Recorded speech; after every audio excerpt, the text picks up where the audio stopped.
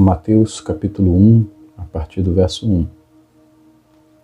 Livro da genealogia de Jesus Cristo, filho de Davi, filho de Abraão. Abraão gerou Isaque, Isaque gerou Jacó, Jacó gerou Judá e os seus irmãos. Judá gerou Pérez e Zerá, cuja mãe foi Tamar. Pérez gerou Esrom, Esrom gerou Arão. Arão gerou Aminadab, Aminadab gerou Naasson, Naasson gerou Salmão, Salmão gerou Boaz, cuja mãe foi Raabe. Boaz gerou Obed, cuja mãe foi Ruth, e Obed gerou Jessé. Jessé gerou o rei Davi, e o rei Davi gerou Salomão, cuja mãe foi aquela que tinha sido mulher de Urias. Salomão gerou Roboão, Roboão gerou Abias, Abias gerou Asa. Asa gerou Josafá, Josafá gerou Jorão, Jorão gerou Uzias, Uzias gerou Jotão, Jotão gerou Acais, Acais gerou Ezequias, Ezequias gerou Manassés, Manassés gerou Amon, Amon gerou Josias, Josias gerou Jeconias e os seus irmãos no tempo do exílio na Babilônia. Depois do exílio na Babilônia, Jeconias gerou Salatiel e Salatiel gerou Zorobabel. Zorobabel gerou Abiúde, Abiúde gerou Eliaquim, Eliaquim gerou Azor, Azor gerou Sadoc, Sadoc gerou Aquim, Aquim gerou Eliúde, Eliúde gerou Eleazar, Eleazar gerou Matã, Matã gerou Jacó. E Jacó gerou José, marido de Maria, da qual nasceu Jesus, que se chama o Cristo. Assim, todas as gerações desde Abraão até Davi são 14. Desde Davi até o exílio da Babilônia, 14 gerações. E desde o exílio da Babilônia até Cristo, 14 gerações. O nascimento de Jesus Cristo foi assim. Maria, a sua mãe, estava comprometida para casar com José, mas antes de se unirem, ela se achou grávida pelo Espírito Santo. José, com quem Maria estava para casar, sendo um homem justo e não querendo envergonhá-la em público, resolveu deixá-la sem que ninguém soubesse.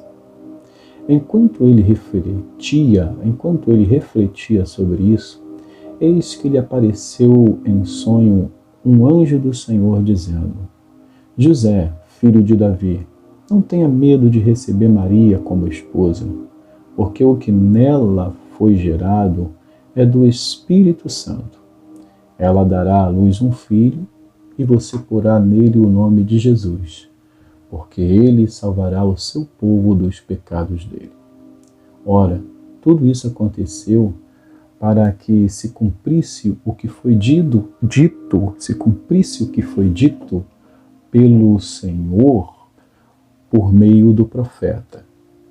Eis que a Virgem conceberá e dará à luz um filho, e ele será chamado pelo nome de Emanuel. Emanuel significa Deus conosco. Quando José despertou do sono, fez como o anjo do Senhor lhe havia ordenado e recebeu Maria por esposa. Porém, não teve relações com ela, enquanto ela não deu à luz um filho, a quem pôs o nome de Jesus. Capítulo 2.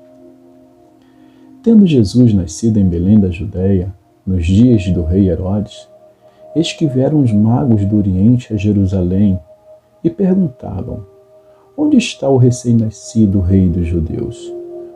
Porque vimos a sua estrela no Oriente e viemos para adorá-lo. Ao ouvir isso, o rei Herodes ficou alarmado e com ele toda a Jerusalém. Então Herodes convocou todos os principais sacerdotes e escribas do povo e lhes perguntou onde o Cristo deveria nascer.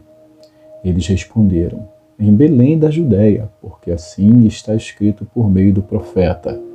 E você, Belém, terra de Judá, de modo nenhum é menor entre as principais de Judá, porque de você sairá o guia que apacentará o meu povo Israel. Com isto, Herodes, tendo chamado os magos para uma reunião secreta, perguntou-lhes sobre o tempo exato em que a estrela havia aparecido. E enviando-os a Belém, disse-lhes: vão e busquem informações precisas a respeito do menino, e quando o tiverem encontrado, avisem-me para eu também ir adorá-lo. Depois de ouvirem o rei, os magos partiram, e eis que a estrela do Oriente que a estrela que viram no Oriente ia diante deles, até que chegando parou sobre onde o menino estava. E vendo eles a estrela, alegraram-se com grande e intenso júbilo. Entrando na casa, viram o menino com Maria, sua mãe. Prostrando-se, o adoraram. E abrindo os seus tesouros, entregaram-lhe suas ofertas: ouro, incenso e mirra. E tendo sido avisados por Deus em sonho, para não voltarem à presença de Herodes, os magos seguiram por outro caminho para a sua terra. Depois que os magos foram embora, um anjo do Senhor apareceu em sonho a José e disse: levante-se, tome o menino e a sua mãe e fuja para o Egito. Fique por lá até que eu avise você, porque Herodes há de procurar o menino para matá-lo. Levantando-se, José tomou de noite o menino e a sua mãe e partiu para o Egito, onde ficou até a morte de Herodes. Isso aconteceu para se cumprir o que foi dito pelo Senhor por meio do profeta: do Egito chamei o meu filho. Vendo-se iludido pelos magos, Herodes ficou muito furioso e mandou matar todos os meninos de Belém e de todos os seus arredores, de 2 anos para baixo, conforme as informações que havia recebido dos magos a respeito do tempo em que a estrela havia aparecido. Então se cumpriu o que foi dito por meio do profeta Jeremias. Ouviu-se um clamor em Ramá, pranto e grande lamento. Era Raquel chorando por seus filhos, e inconsolável porque eles já não existem. Depois da morte de Herodes, o anjo do Senhor apareceu em sonho a José no Egito e lhe disse: levante-se, tome o menino e a sua mãe e vá para a terra de Israel, porque os que queriam matar o menino já morreram. Levantando-se José, tomou o menino e a sua mãe e voltou para a terra de Israel. Porém, ouvindo que Arquelau reinava na Judéia em lugar de seu pai Herodes, teve medo de ir para lá. E tendo sido avisado por Deus em sonho, José foi para a região da Galileia e foi morar numa cidade chamada Nazaré, para se cumprir o que foi dito por meio dos profetas: ele será chamado Nazareno. Vamos então a Romanos, capítulo 1.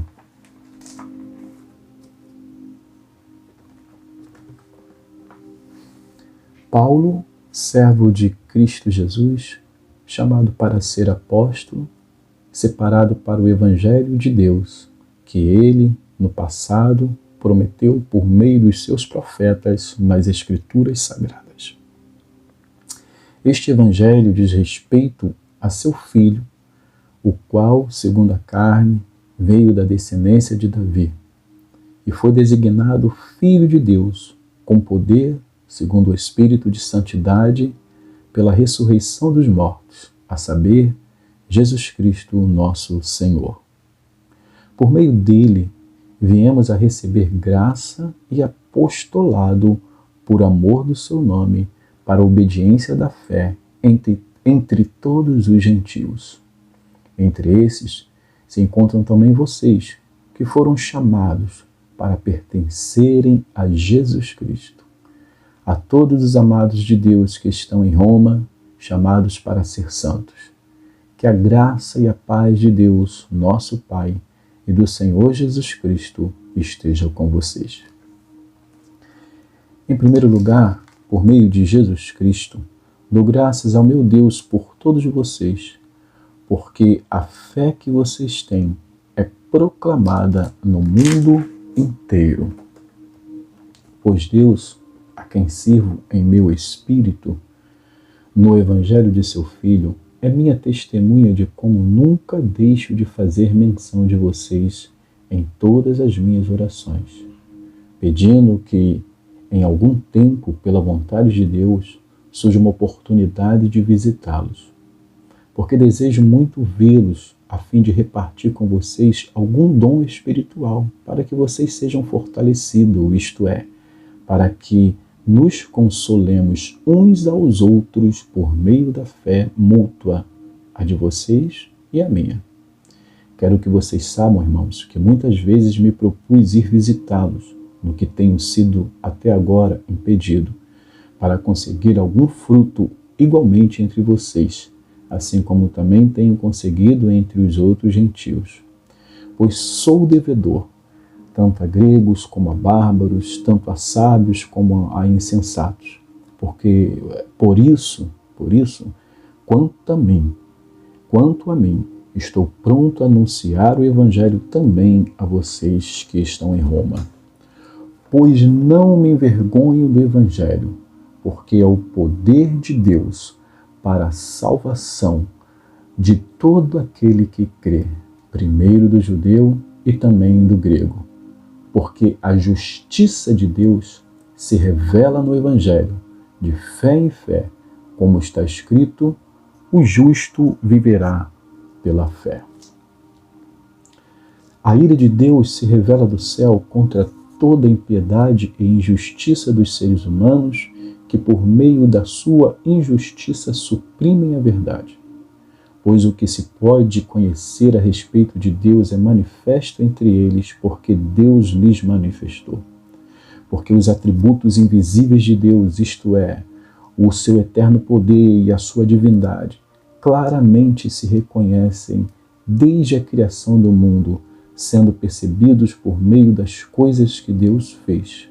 Por isso, os seres humanos são indesculpáveis, porque tendo conhecimento de Deus, não o glorificaram como Deus, nem lhe deram graças. Pelo contrário, se tornaram nulos em seus próprios raciocínios, e o coração insensato deles se obscureceu.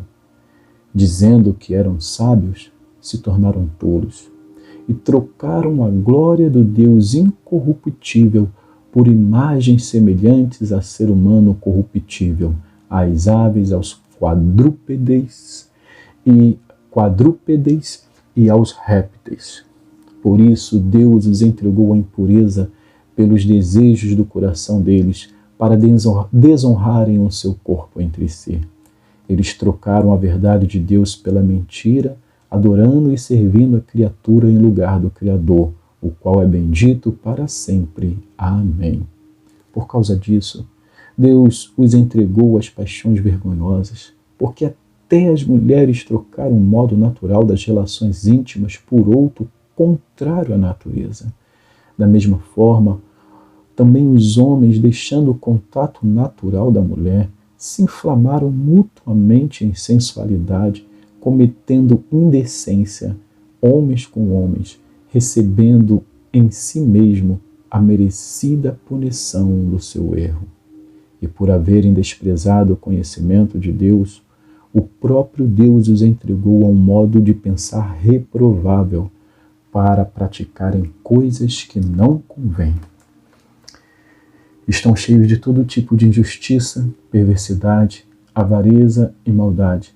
Estão cheios de inveja, homicídio, discórdia, engano e malícia. São difamadores, caluniadores, inimigos de Deus, insolentes, arrogantes, orgulhosos, inventores de males, desobedientes aos pais, insensatos, desleais, sem afeição natural e sem misericórdia. Embora conheçam a sentença de Deus de que os que praticam tais coisas são passíveis de morte, eles não somente as fazem, mas também aprovam os que as praticam. Que Deus abençoe a porção da sua palavra.